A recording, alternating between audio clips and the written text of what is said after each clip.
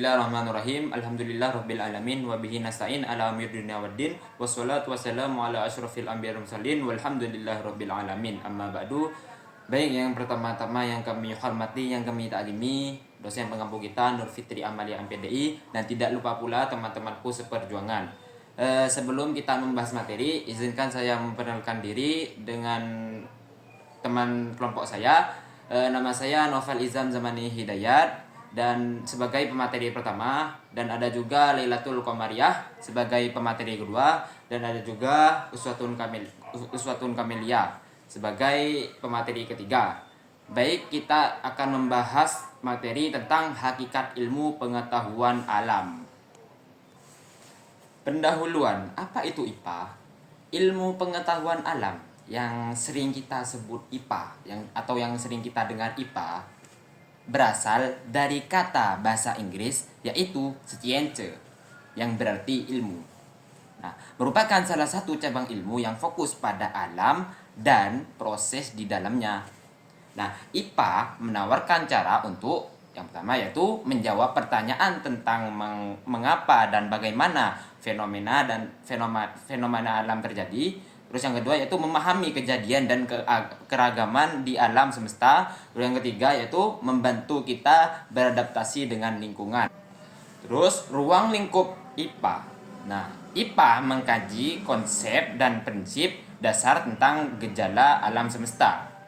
Kebenaran dalam IPA bersifat relatif.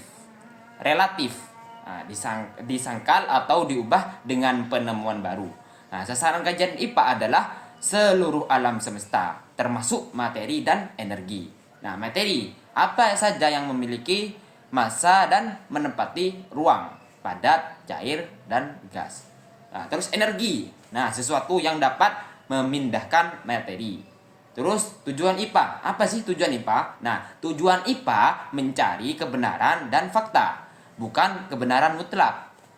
Terus kegunaannya IPA, apa sih kegunaan IPA itu? Nah, kegunaan IPA itu yaitu memecahkan masalah dengan penalaran dan pembuktian, menguji penelitian orang lain, terus menemukan jawaban dan misteri alam. Nah, untuk yang selanjutnya saya akan menjelaskan tentang IPA sebagai produk. Maksudnya, IPA itu dilihat dari hasil pengumpulan data dan yang sistematis. Ada 4 bentuk produk IPA. Yang pertama, fakta. Fakta ini adalah pernyataan tentang sesuatu yang benar-benar terjadi dan bisa dibuktikan. Contohnya, air membeku pada suhu 0 derajat Celcius. Kedua, konsep. Konsep ini semacam ide yang menyatukan beberapa fakta. Misalnya, semua zat itu tersusun atas partikel. Untuk yang ketiga, prinsip. Prinsip ini menjelaskan hubungan antar konsep. Contohnya, udara yang dipanaskan akan memual.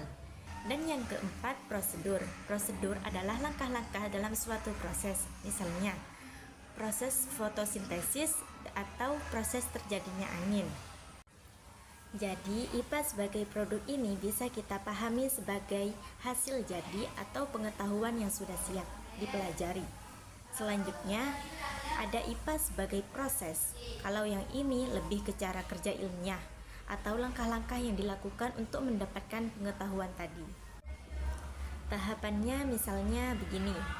Pertama, melakukan observasi atau pengamatan, lalu mengklasifikasikan atau mengelompokkan, kemudian menafsirkan data atau interpretasi, membuat prediksi, menyusun hipotesis, mengendalikan variabel, melakukan eksperimen, dan akhirnya menyajikan data dalam bentuk tabel atau grafik. Jadi, bisa dibilang IPA sebagai proses ini adalah jalannya penelitian, dari pertanyaan sampai kita benar-benar mendapatkan jawaban yang teruji. Dan yang terakhir, ada IPA sebagai sikap. Nah, ini lebih ke sikap yang harus dimiliki seseorang ilmuwan dalam menemukan pengetahuan baru. Contohnya apa saja? Nah, saya jelaskan satu persatu. Yang pertama, objek terhadap fakta, artinya tidak menambah atau mengurangi data. Yang kedua, jujur dalam menyampaikan hasil penelitian. Yang ketiga, tidak terburu-buru dalam mengambil kesimpulan. Yang keempat, mau mendengarkan dan mempertimbangkan pendapat orang lain. Terus yang kelima, mencampur adukan fakta dengan opini pribadi. Yang keenam, berhati-hati dalam membuat keputusan. Dan untuk yang terakhir, nomor 7 adalah dan tentu saja selalu ingin tahu serta mendalami hal-hal baru. Dan untuk materinya selanjutnya akan dijelaskan oleh teman saya. Terima kasih. Baik, selanjutnya di sini saya akan menjelaskan materi pembelajaran IPA di sekolah dasar atau di madrasah ibtidaiyah. Pembelajaran IPA di SD atau di MI berfungsi sebagai wadah untuk mempelajari diri sendiri dan alam sekitar, mengembangkan rasa ingin tahu dan kesadaran lingkungan, mengembangkan keterampilan proses siswa, menerapkan IPA, teknologi, dan keterampilan dalam kehidupan sehari-hari. Pembelajaran IPA harus terintegrasi dengan pembelajaran lain dan menggunakan pendekatan saintifik. Tujuan dan ruang lingkup IPA di SD atau di MI. Tujuan pembelajaran IPA di SD atau di MI yaitu untuk mengembangkan rasa ingin tahu dan sikap positif terhadap sains, mengembangkan keterampilan proses untuk menyelidiki dan memecahkan masalah, mengembangkan pengetahuan dan pemahaman konsep sains, mengembangkan kesadaran akan peran sains dalam kehidupan sehari-hari, melestarikan lingkungan dan menghargai ciptaan Tuhan, menjadi bekal untuk pendidikan yang lebih tinggi. Ruang lingkup materi IPA di SD atau di MI, yaitu makhluk hidup dan proses kehidupan, benda, materi dan sifatnya, energi dan perubahannya, bumi dan alam semesta. Yang terakhir yaitu kesimpulan dari materi yang telah kami bahas, yaitu hakikat IPA adalah ilmu tentang gejala alam yang berupa fakta, konsep, prinsip, dan hukum yang teruji kebenarannya. IPA sebagai produk dan proses tidak dapat dipisahkan. Keduanya saling terikat dalam pengamatan ilmiah.